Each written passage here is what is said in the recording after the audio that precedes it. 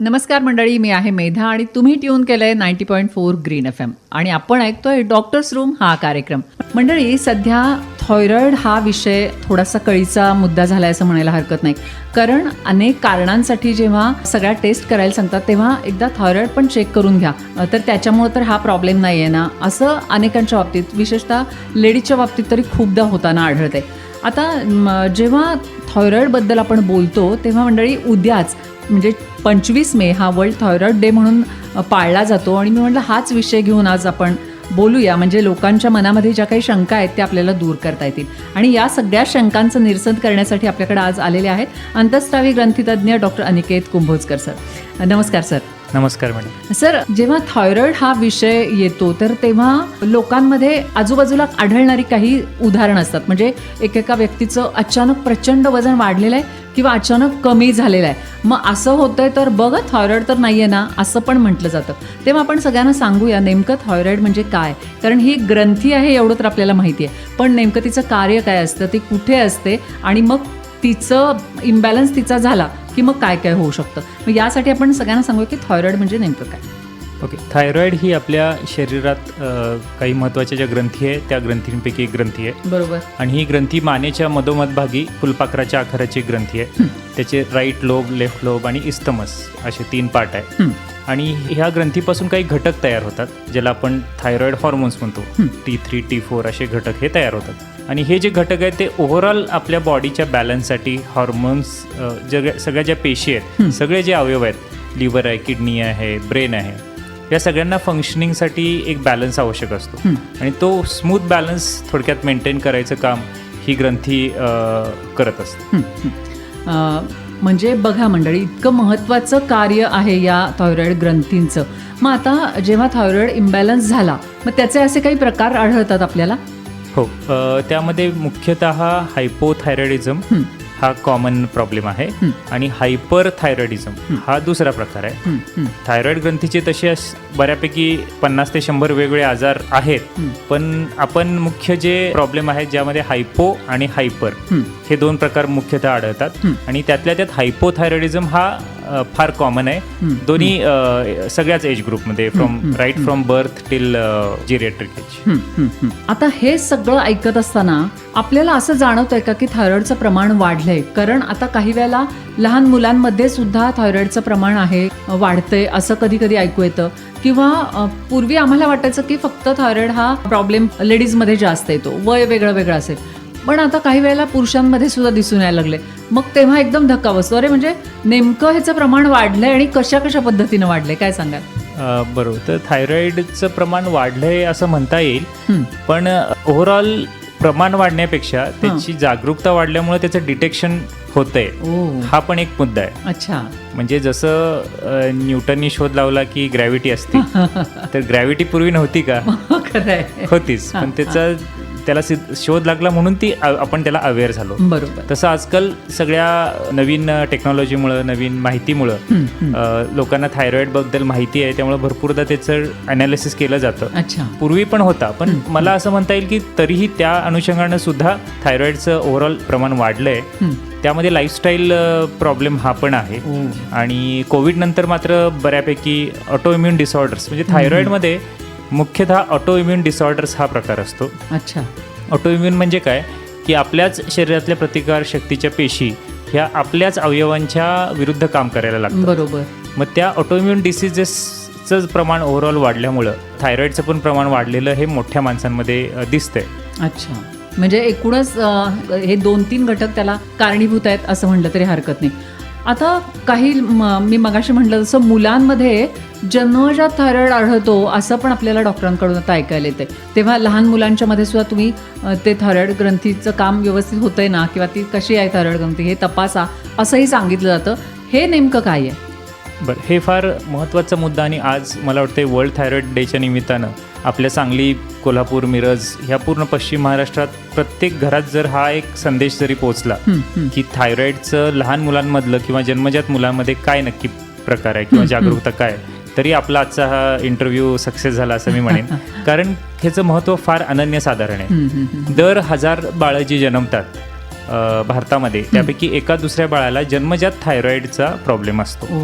आणि का हा प्रॉब्लेम डिटेक्ट करणं गरजेचं आहे, कारण ते डिटेक्शन जर लवकर झालं तर ते बाळ पूर्ण सुदृढ आणि नॉर्मल होऊ शकतं. पण तेच जर डिटेक्शन लेट झालं तर ते बाळ कायमचं मतिमंद होऊ शकतं. तर जगाच्या पाठीवर जेवढे प्रगत देश आहेत, आता मी इंग्लंडमध्ये पण प्रॅक्टिस केलेली आहे, तिथं ज्यावेळी बाळ जन्माला येतं त्यावेळी त्याचं 3ऱ्या दिवशी ते आईवडिलांना सुद्धा तिथले डॉक्टर्स विचारत नाही, डायरेक्ट त्याचं TSH थायरॉइड हे टेस्ट करून घेतात आणि त्यामध्ये काही प्रॉब्लेम असेल तर मग ते आईवडिलांशी संपर्क साधतात. तर तिथं हे सरकारने जबाबदारी घेऊन स्वतःहून ॲज अ नॅशनल प्रायोरिटी हा प्रोटोकॉल डेव्हलप केला आहे. आपल्या भारतात पण त्याच्या अनुषंगानं भरपूर प्रयत्न चालू आहेत. पण ओव्हरऑल मला असं वाटतंय की आपल्या समाजात टेस्ट करायला सांगितलं की लोकांना वाटतं की हे भीती वाटते, प्रॉब्लेम आहेच म्हणून आपल्याला टेस्ट करायला सांगितलं, काहीतरी प्रॉब्लेम आला तर काय करायचं. पण हे प्रॉब्लेम असेल तर तो डील करणं हे जास्त महत्त्वाचं आहे, कारण स्क्रीनिंग टेस्टचं महत्त्वच हे. आता थायरॉइडचं आपण बोलतोय, पण तसंही जर तुम्ही बघितलं वयाच्या 40 नंतर काही त्रास नसलं तरी पण सगळे डॉक्टर सांगत असतात की तुम्ही BP चेक करा, शुगर चेक करा, कारण ते असेल तर लवकर त्याला आपल्याला कंट्रोल करता येईल. तर स्क्रीनिंग टेस्ट हे महत्त्व मला वाटतंय आज तुम्ही लोकांना सांगा की करून घेणं गरजेचं आहे. बरोबर. ह्याच्या बरोबरीनं मला आणखी एक प्रश्न विचारावासा वाटतो की आता आपली टेक्नॉलॉजी एवढी डेव्हलप झाली आहे, मुलामध्ये काहीही व्यंग असलं तर आपल्याला वाटतं की सोनोग्राफीमध्ये ते समजतं, कारण आता डॉक्टर सांगतात वेळच्या वेळेला ही सोनोग्राफी करा. मग हा जो थायरॉइडचा प्रॉब्लेम आहे तो सोनोग्राफीमध्ये नाही दिसून येत? नाही, अनफॉर्च्युनेटली टेक्नॉलॉजी जरी पुढे गेली असली तरी 100% सगळे आजार किंवा निदान हे बाळ पोटात असताना सोनोग्राफीत कळणं हे फार अजून तरी शक्य झालेलं नाही आहे. मेजर मोठे जे अनॉमलीज असतात, जसं की हार्टमध्ये मोठा होल आहे किंवा पाठीच्या कण्याच्यामध्ये दुभंगलेला आहे किंवा मेंदूचा मोठा प्रॉब्लेम बाळामध्ये आहे किंवा बाळाचं मोठा असा दोष जो आहे ना तो सोनोग्राफीत दिसू शकतो. पण इंटरनल जे छोटे छोटे ऑर्गन्स आहेत त्यांचं डिटेक्ट करणं हे फार अवघड आहे आणि नियर इम्पॉसिबल आहे. सो प्रत्येक कंजेनायटल अनॉमली किंवा प्रॉब्लेम हे सोनोग्राफीमध्ये डिटेक्ट होईल हे असं सांगता येणं कठीण आहे. कारण हा पालकांच्या मनामध्ये एक प्रश्न येऊ शकतो की मग आम्हाला डॉक्टरने आधीच का नाही सांगितलं सोनोग्राफीमध्ये. आणि त्यातूनही असं मी विचारेन की आता तुम्ही म्हणालात की इंग्लंडमध्ये अगदी 2ऱ्या-3ऱ्या दिवशी बाळाचं थायरॉइड टेस्ट केली जाते. आपल्याकडं जेव्हा डिलिव्हरी होते तेव्हा ते डॉक्टर सांगतात आपल्या पेशंटना की आपल्या बाळाची थायरॉइड टेस्ट करून घ्या, आणि ते सांगणं का महत्त्वाचं आहे आणि किती महत्त्वाचं आहे काय सांगतात. मेजॉरिटी डॉक्टर्स ते सांगतात. आणि मला सांगायला हरकत नाही, गेली 10 वर्ष मी ह्या क्षेत्रात असल्यामुळे भरपूर मी डॉक्टरांची परिषदमध्ये बोलतो, त्यांच्याशी चर्चा करतो आणि त्यामध्ये हे त्यांना सांगायचा प्रयत्न करतो की डिलिव्हरी झाल्यानंतर नाही तर ज्यावेळी प्रेग्नन्सी आहे त्याच वेळीच हे काउन्सिलिंग तुम्ही आईवडिलांचं करा, की आपल्याला बाळ जन्माला आल्यानंतर ते हेल्दी आहे की नाही ह्याच्यासाठी काही तपासण्या ह्या डिस्चार्ज व्हायच्यात केल्या पाहिजेत, जेणेकरून त्या पालकांची कुटुंबाची मानसिकता तयार होईल की आपल्याला असं असं पुढं करायचं आहे. कारण अचानक डिलिव्हरी झाल्यानंतर काही गोष्टी सांगितल्या तर आई वडिलांना त्याचा ताण येऊ शकतो. बरोबर, भीती वाटते एकदम की मेंटल प्रिपरेशन कसं सांगितलं हे. मेंटल प्रिपरेशन करा, प्रेग्नन्सीमधूनच काउन्सिलिंग करा.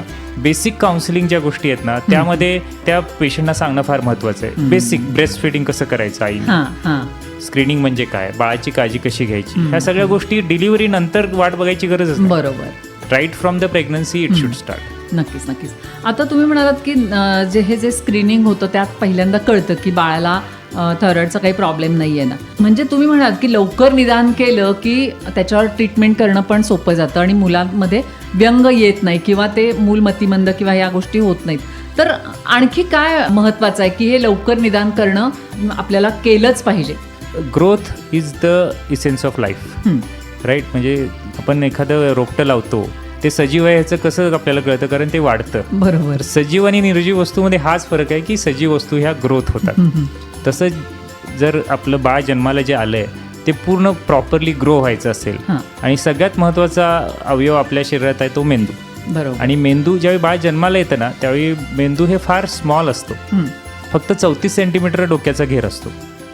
त्यानंतर पहिल्या 2-2.5-3 वर्षात मेंदूची वाढ एवढी फास्ट असते की त्यामध्ये त्याला इसेन्शियल न्यूट्रिएंट्स सगळ्या गोष्टी फार महत्त्वाच्या आहेत. ब्रेस्ट फिडिंग हे आपण बोललो, पण त्यामध्ये सगळ्यात महत्त्वाचा घटक आहे थायरॉइड. जर थायरॉइड व्यवस्थित त्या मेंदूला पोचला तर तो मेंदू हा छान डेव्हलप होतो.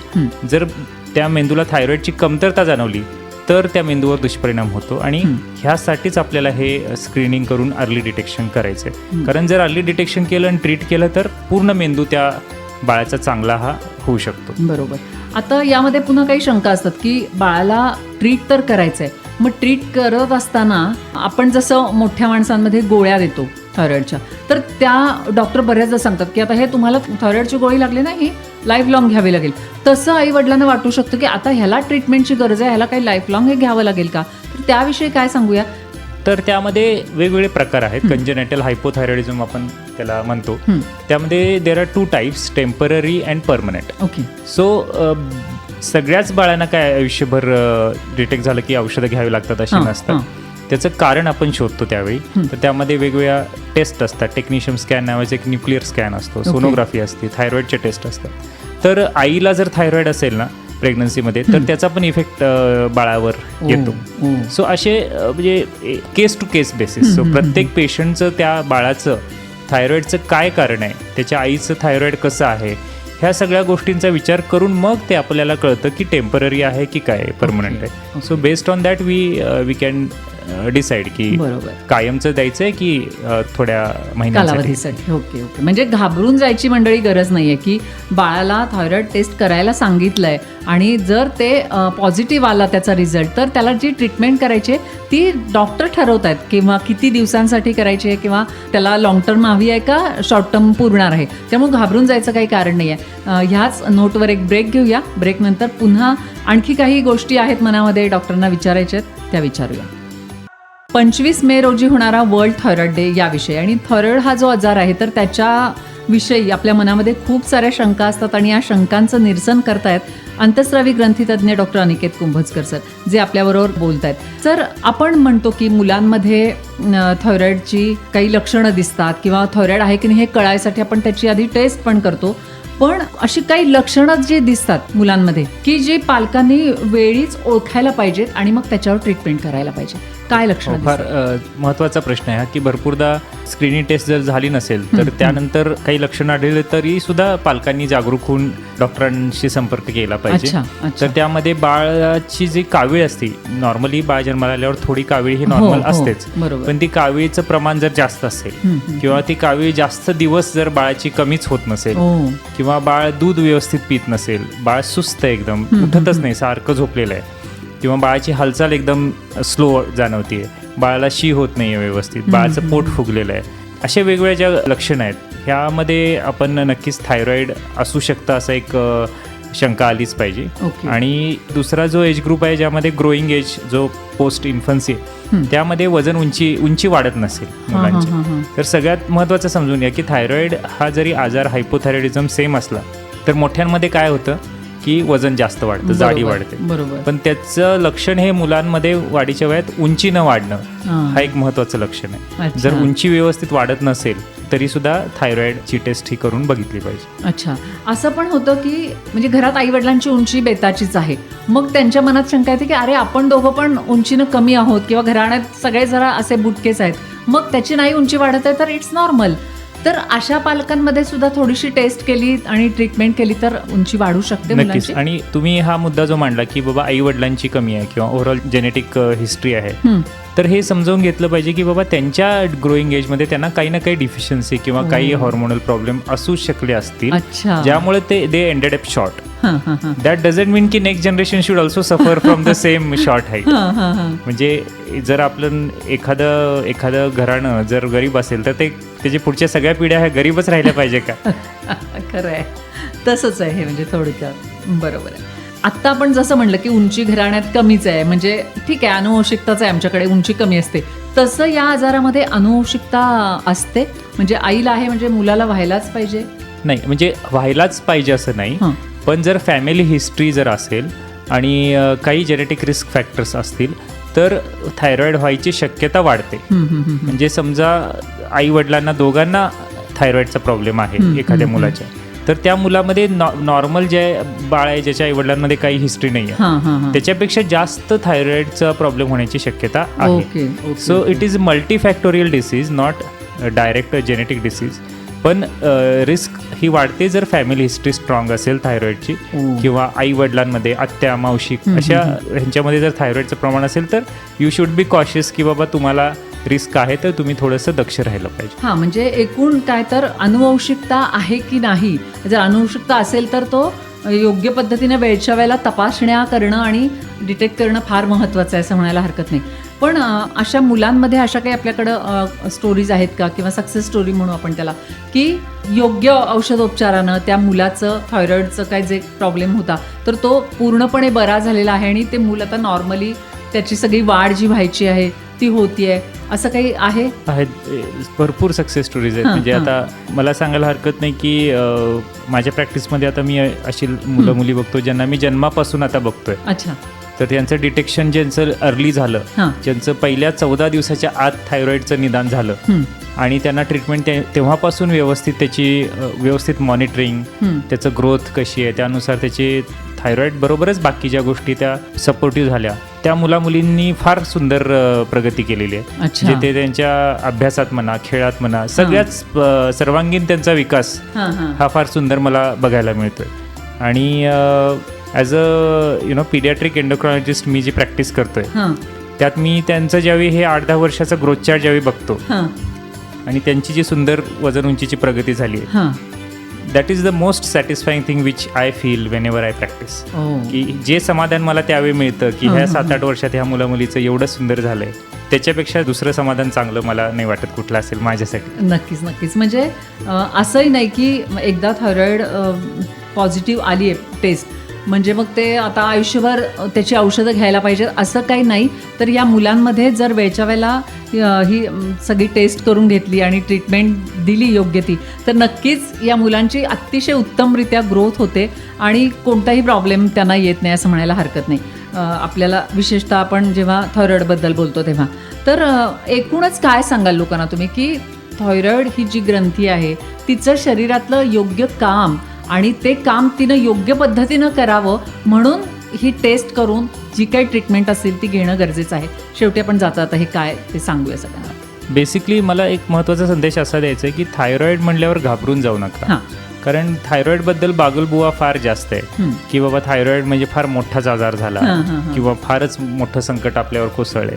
तर असं त्याच्याकडून त्या दृष्टीनं बघू नका. तुमचं पर्स्पेक्टिव्ह चेंज करा. बरोबर. जरी थायरॉइड असेल तरी तो प्रॉपरली मॅनेज जर केला आपण तर त्यामुळे तुमचं पूर्ण हेल्थ आणि सगळ्या गोष्टी ह्या नॉर्मल राहू शकतात. फक्त त्याच्या भीतीपोटी जर आपण ते टाळायचा प्रयत्न केला तर मात्र त्याचे कॉम्प्लिकेशन्स जास्त होतात. म्हणजे सोप्या भाषेत जर आपण समजा एखादं युद्ध खेळतोय आणि त्यात समोरच्या शत्रूला आपण पहिलाच घाबरून गेलो तर आपण ते युद्ध जिंकू शकत नाही. खरं. तर त्याच्यासाठी पूर्ण प्रिपेअर होऊन ते कसं आपण त्याच्यात पुढं झुंज द्यायची. आता थायरॉइड होणं हे काही चांगली गोष्ट आहे असं नाहीये, पण अनफॉर्च्युनेटली तो झालाच तर त्याला कसं डील करायचं हे तुम्ही, मला असं वाटतं की मेंटल प्रिपरेशन आणि ओव्हरऑल आपल्या समाजात एक अवेअरनेस की बाबा थायरॉइडला व्यवस्थित ट्रीट करणं गरजेचं आहे हे जरी समजलं लोकांना तर मला वाटतं थायरॉइडमुळे जे काही प्रॉब्लेम्स कॉम्प्लिकेशन्स होतात ते आपण टाळू शकतो. बरोबर. थायरॉइडशी रिलेटेड आणखी कोणते आजार, म्हणजे थायरॉइड आहे त्यामुळं तुम्ही दुसरी जी काही ट्रीटमेंट घेताय तर त्याला ते कुठेतरी मारक होते किंवा थायरॉइडचं औषध घेतल्यामुळं ते त्याला मारक होते किंवा तुम्ही ट्रीटमेंट घेतच नाही आहे म्हणून मारक होते, असं पॅरलली जाणाऱ्या कुठल्या गोष्टी आहेत? नक्कीच. आता जर आपण बघितलं ना, जर हार्टचा पेशंट असेल, त्याला ब्लड प्रेशर असेल किंवा कार्डियक हार्टचं ब्लॉक असतील, तर जर थायरॉइड जर योग्य वेळी डिटेक्ट नाही झालं तर त्या पेशंटच्या शरीरात सूज एक प्रकारची निर्माण होते आणि ह्या सूजमुळे हार्टवर अजून ओव्हरलोड येतो. तर हार्टचा प्रॉब्लेम वाढण्याची किंवा अचानक त्यामुळं त्रास होण्याची शक्यता वाढते. तर थायरॉइड जसं मी म्हणालो की प्रत्येक अवयवासाठी बॅलन्ससाठी निगडीत आहे. बरोबर. आणि त्या सगळ्यात महत्त्वाचं हार्ट हे आपलं ऑर्गन जे प्रॉपरली फंक्शन केलं पाहिजे. मग बीपी असेल किंवा हार्टची जे काही औषधं चालू असेल ती चालू ठेवणं गरजेचंच आहे, पण त्याच्याबरोबर तुमचं थायरॉइड पण बॅलन्स असेल तर ती औषधं योग्य प्रकारे तुम्हाला मदत करू शकतात. अच्छा. हे जे थायरॉइड आपण म्हणतो वेगवेगळ्या आजारांबरोबर याची पण औषधोपचार आपल्याला चालू ठेवावा लागतो, पण असं होतं का की आता आपण लहान मुलांच्या मध्ये सांगितलं की काही वेळेला आपण त्यांचं औषध बंद करू शकतो आणि मग तिथून त्यांना चांगली त्यांची ग्रोथ होते, त्यांचं तो हार्मोन व्यवस्थित काम करतो, पण मोठ्यांमध्ये असं होतं की थायरॉइडच्या गोळ्या चालू केल्यात आणि मग ती भीती असते ना लोकांना की संपलं आता मला आयुष्यभर घ्यायला लागणार आहेत. तर ह्याबद्दल आपण त्यांच्या शंका समाधान करायचं असेल तर काय सांगूया? जसं मगाशी आपण म्हणालो की लहान मुलांमध्ये सगळ्यांमध्ये लाईफ लॉंग नाही लागत. काही अंशी लोकांमध्ये, काही लहान मुलांमध्ये ज्यांना थायरॉइड ग्रंथीच नसेल त्यांना ते आयुष्यबर घ्यावं लागू शकतं. बरोबर. पण मोठ्यामध्ये सुद्धा पण एकदा गोळी चालू केली की सगळ्यांनाच कंटिन्यू लागते असं नाही. आता जसं आपण मगाशी डिस्कस केलं हायपर थायरॉइडिझम हा जो प्रकार आहे त्यामध्ये वेगळ्या उपचार पद्धती असते आणि ती साधारण 2-2.5 वर्ष कंटिन्यू घेतली व्यवस्थित तर त्यातून पूर्ण पेशंट हा बरा होऊ शकतो. कधी कधी ट्रान्झियंट काही थायरॉइडचे आजार असतात, जसं व्हायरल थायरॉइडायटिस, जसं आपल्याला सर्दी खोकला होतो तर तसं थायरॉइडला पण इन्फेक्शन झालं की ते 3-4 आठवडे राहिलं, ती सूज कमी झाली की त्याची औषधं काही लागू शकत नाही. इनफॅक्ट व्हायरल थायरॉइडायटिसमध्ये फक्त आपण वेट अँड वॉच करतो, त्याला ट्रीटमेंट देतच नाही. ते जर ऑटोमॅटिक थायरॉइडचं सूज कमी झाली तर आपण त्याला काहीच करत नाही. सो जसं मी म्हणालो की थायरॉइडमध्ये एवढे वेगवेगळे प्रकारचे आजार आहेत आणि एक महत्त्वाचं आपण डिस्कशनमध्ये मला वाटतं एक शेवटचा मुद्दा करूया की थायरॉइड नोड्यूल नावाचा एक प्रकार असतो. तर थायरॉइड नोड्यूल म्हणजे काय, आपण जर मानेच्या मधोमध भागी एखादी सूज एखाद्या व्यक्तीला दिसली पण ती दुखत नाहीये तर त्याच्याकडे दुर्लक्ष करू नका. कारण ती जर सूज थायरॉइड ग्रंथीमध्ये असेल तर तो एक प्रकारचा कॅन्सर असू शकतो. अच्छा. तर ते थायरॉइड नोड्यूल बिनाईन आहे की कॅन्सर आहे हे काही टेस्ट करून, FNAC नावाची टेस्ट असती, ती बघून आपण ठरवतो की त्या थायरॉइड नोड्यूलमध्ये काही दुसऱ्या चुकीच्या पेशी नाही आहेत आणि जर असतील तर त्यांना आपण ते ट्रीट करून रिमूव्ह करू शकतो. पण ते जर आपण दुर्लक्ष केलं आणि तो स्प्रेड झाला तर स्प्रेड झालेल्या कॅन्सरला ट्रीटमेंट करणं हे फार डिफिकल्ट जातं. सो तो जे वयस्कर लोक आहेत, स्त्रिया किंवा पुरुष, कुणीही जर अशी जर ग्रंथी थायरॉइडच्या जागे जिथं आपण म्हणतोय मानेच्या मधोमध भागी नोड्यूल दिसला तर तो लगेच त्याचं तपासण्या करून घ्या आणि ते जर असेल काही ते तिथल्या तिथं आपण आटोक्यात आणलं तर त्याचा काही प्रॉब्लेम होऊ शकत नाही. नक्कीच. म्हणजे खरंच आपण पूर्ण या थायरॉइडबद्दल खूप वेगवेगळ्या अँगलनी चर्चा केलेली आहे. त्यामुळं आता लोकांच्या मध्ये घाबरून जाणं ही जी मानसिकता आहे तर ती पूर्णपणे कमी होईल असं वाटतं. म्हणजे आपण जसं शुगर BP आपल्याला लागली की त्याच्या गोळ्या घेतो, नॉर्मल झालं की आपण त्यातल्या कमी प्रमाणातल्या गोळ्या देतात डॉक्टर, तर तशाच पद्धतीनं थायरॉइड या ग्रंथीला जर आजार झाला किंवा त्याचं ॲक्टिव्हेशन काही कमी जास्त झालं तर तसंच डॉक्टर आपल्याला ट्रीट करतात आणि योग्य वेळ आली की काही जणांच्या गोळ्या बंद होऊ शकतात, काही जणांना मात्र कायमस्वरूपी घ्याव्या लागतात. तर ही म्हणजे आपली एक लाईफस्टाईल होऊन जाते असं म्हणायला पण हरकत नाही. तर मंडळी तुमच्या सगळ्या शंका नक्कीच निरसन झाल्या असतील. अजून एक मुद्दा मला वाटतं आपण डिस्कस करू, प्रेग्नन्सी अँड थायरॉइड. तर प्रेग्नंट ज्या लेडीज असतात त्यांचं पण थायरॉइड हे चेक केलं जातं आणि जर त्यामध्ये काही असेल इम्बॅलन्स तर ट्रीट करणं फार महत्वाचं आहे. कारण थायरॉइड जर नॉर्मल असेल तर पूर्ण प्रेग्नन्सी हेल्दी राहते. जर इम्बॅलन्स असेल तर लवकर बाळ खाली होणं किंवा बाळाला त्रास होणं, रक्तपुरवठा कमी होणं, BP अचानक त्या प्रेग्नंट बाईचं वाढणं, म्हणजे जे काही प्रेग्नन्सीमध्ये कॉम्प्लिकेशन्स होऊ शकतात ते सगळे थायरॉइडच्या इम्बॅलन्समुळं रिस्क वाढते. त्यामुळं प्रेग्नन्सी एक अजून एक असा टप्पा आहे ज्यामध्ये फार कटाक्षतेनं थायरॉइडचं बॅलन्स हे आपण ठेवलं. आणि तिथे डॉक्टर सांगतच असतील प्रेग्नन्सी पिरियडमध्ये ज्या टेस्ट होतात तर तिथे ही थायरॉइडची टेस्ट सांगितली जाते तर ती पण करून घेणं तितकंच गरजेचं आहे असं म्हणायला हरकत नाही. म्हणजे जेणेकरून ती प्रेग्नन्सी पण पूर्णपणे व्यवस्थित हेल्दी जाईल आणि बाळ पण उत्तम जन्माला येईल असं म्हणायला हरकत नाही. तर मंडळी आणखी एक मुद्दा आपल्याला आत्ता परत सरांनी सांगितला, तर हे सगळं आपण जे टेस्ट करून घेणं गरजेचं आहे या थायरॉइडच्या बाबतीतली, तर ती फार महत्त्वाची आहे आणि ती करून घेतली जेव्हा आपले डॉक्टर आपल्याला सांगतील तेव्हा ती नक्की करून घेऊया. म्हणजे मग ज्या काही कॉम्प्लिकेशन्स पुढे जाऊन होणार आहेत, वेगवेगळ्या वयाच्या टप्प्यावर वेगवेगळ्या कॉम्प्लिकेशन्स असतील तर त्या टाळण्यासाठी हे फार महत्त्वाचं आहे आणि आपल्याला हे डॉक्टरने इथे येऊन सगळं सांगितलेलं आहे. आणि सर तुम्ही हे तुमचा वेळात वेळ देऊन आम्हाला हे सगळं सांगितलं, खूप मनापासून धन्यवाद. Madam, thank you. तर मंडळी आज आपण इथेच थांबतोय, पुन्हा भेटतोय पुढच्या रविवारी असाच एखादा विषय घेऊन. धन्यवाद.